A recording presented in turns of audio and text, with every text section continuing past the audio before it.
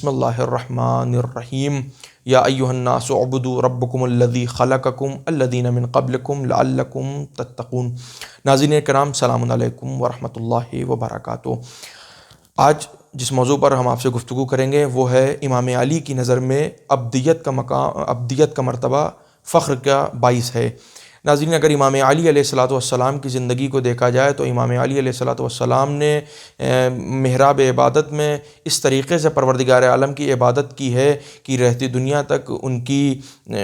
شخصیت ہمارے لیے نمونۂ عمل کی صورت میں پیش کر دی گئی ہے، اور واقعاً امام علی علیہ الصلاۃ والسلام نے جس طریقے کی عبادت کرنے کا حق تھا اس طریقے سے امام علی علیہ الصلاۃ والسلام نے عبادت فرمائی ہے، اور علی کی نظر میں مرتبہ عبادت اور ابدیت کا جو مقام تھا وہ واقعاً مقام فخر تھا، اور علی علیہ الصلاۃ والسلام نے اسی لیے پروردگار عالم سے مقام فخر میں فرمایا تھا الہی کفا بعزا ان اکون لک عبدا وکفا بفخرا ان تکون لی ربا انت کما احب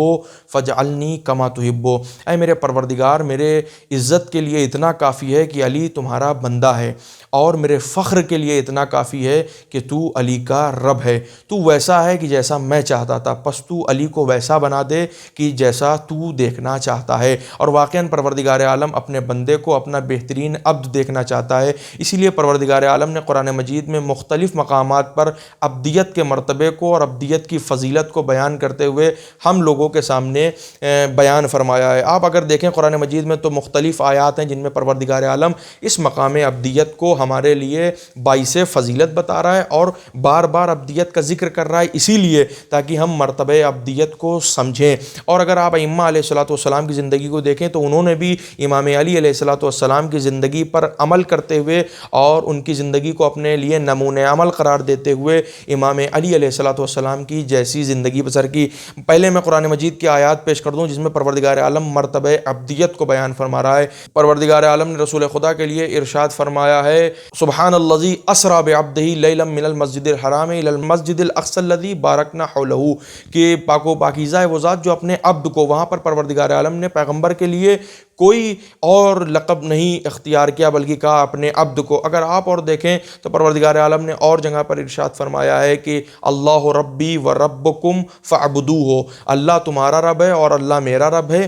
پس اس کی عبادت کی جائے، ھذا صراط مستقیم، اور یہی جو ہے وہ سیدھا راستہ ہے۔ اس کے بعد پروردگار عالم قرآن مجید میں ایک جگہ ارشاد فرما رہا ہے وما خلقت الجن والانس الا لیعبدون، ہم نے انسانوں اور جنوں کو خلق نہیں کیا دنیا میں مگر یہ کہ اپنی عبادت کے لیے خلق کیا ہے۔ اور بھی اگر آپ قرآن مجید پر ایک نظر دوڑائیں تو اور قرآن مجید کو دیکھیں، قرآن مجید کو پڑھیں تو آپ کو مقام ابدیت اور مرتبہ ابدیت کی فضیلت کے لیے اور مرتبہ ابدیت کی کتنی اہمیت ہے اس کے حوالے سے آپ کو قرآن مجید میں آیات مل جائیں گی۔ آخر میں ایک واقعہ میں امام علی علیہ الصلوۃ والسلام کی زندگی اور ان کی ابدیت کے حوالے سے اور ان کی عبادت کے حوالے سے بیان کر دوں۔ ہمارے اور آپ کے چوتھے امام امام زین العابدین علیہ الصلوۃ والسلام ایک دن محراب عبادت میں عبادت فرما رہے تھے، اسی اثناء میں امام محمد باقر علیہ الصلوۃ والسلام داخل ہوئے۔ انہوں نے دیکھا کہ کثرت عبادت کے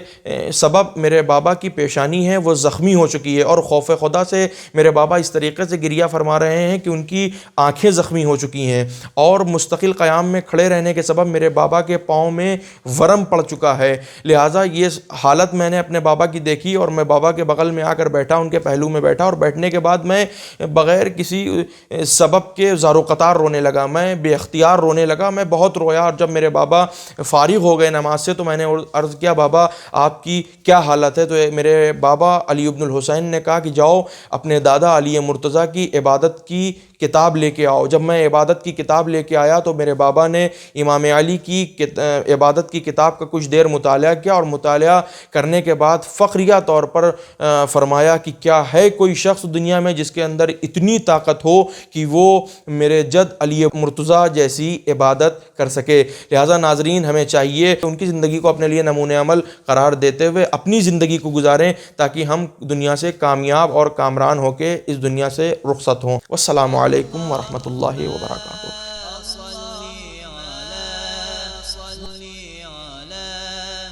محمد